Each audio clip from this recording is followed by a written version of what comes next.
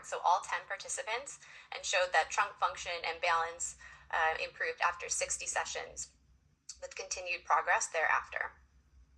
So here we are looking at the improvements in, again, the neuro recovery scale, but the trunk subscore, and also looking at the Berg balance score. This is a measure that looks at balance and mobility, and also is a good indicator for safety when it comes to mobility and a risk of falls.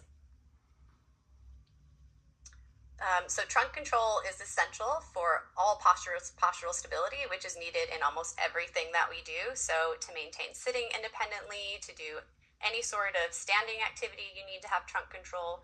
To hold your head up, you need trunk control. And use your arms for anything from reaching, dressing, transfers, you need to have trunk control.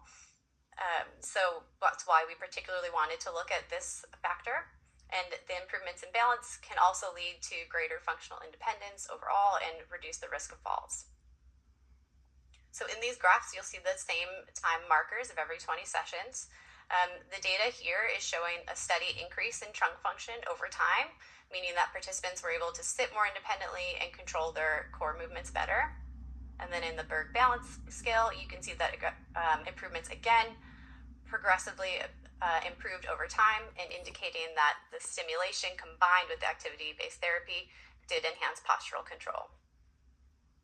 So these findings suggest that ARC therapy or ARC EX therapy may have benefits beyond the upper extremities, contributing to improved stability, balance, and just overall mobility. And again, importantly, these gains did not plateau. Participants continued to improve through the 120 interventions. And so again, we're excited just to see what else could be done with ongoing access. Next slide, please. So this is looking at improvements in neurological status. So several participants had indicated improvements in their ASIA impairment scale classification and their level of injury. Neurological recovery in chronic SCI is pretty rare, and any change in the AIS classification is notable. And within this trial, we found that the improvements in the AIS classification were significant across our group. So there were 4 individuals who improved their neurological level of injury. As you can see on this scale here, one person went from a T10 to a T11, another T10 to a T11, one progressed from a C5 to a C6, and then a T6 to a T11.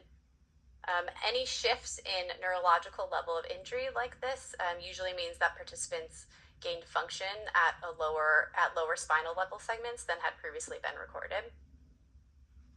And then we'll look at the classification score here, which typically indicates an increase in sensory or motor function below the level of injury. So here there were 3 individuals who improved their AIS classification. One person progressing from a B to a C, one from a C to a D, and significantly, one participant transitioned from an A to a C, so transitioning from a complete to a C level incomplete, which we found to be fairly significant. And again, these results suggest that prolonged use of ARC EX therapy may contribute to meaningful neurological recovery in some individuals with chronic SCI. Next slide, please. So our key takeaways and conclusion from this study, as well as discussion, is that ARC EX therapy is safe, feasible, and effective in a community-based rehab setting. There were no device-related adverse events reported, confirming that the therapy is safe. Hand sensation, as measured by the grasp, is significantly improved, and 50% of the participants showed signs of neurological recovery. So we feel that continued improvements were based on this longer therapy access, and suggest that ongoing rehab will continue to show improvements. These findings reinforce the potential for ARC EX therapy as a long-term rehab strategy for people with chronic SCI. We're hopeful that, unlike traditional rehab approaches, this therapy has the potential to enhance neuroplasticity and drive functional gains even years after injury. And just one thing, last note, is that future research. This was a small sample study without a control group. So while these results are significant in this setting, future research does need to be done to include control groups and looking at optimizing therapy protocols and just further exploring the long-term benefits for people living with SCI.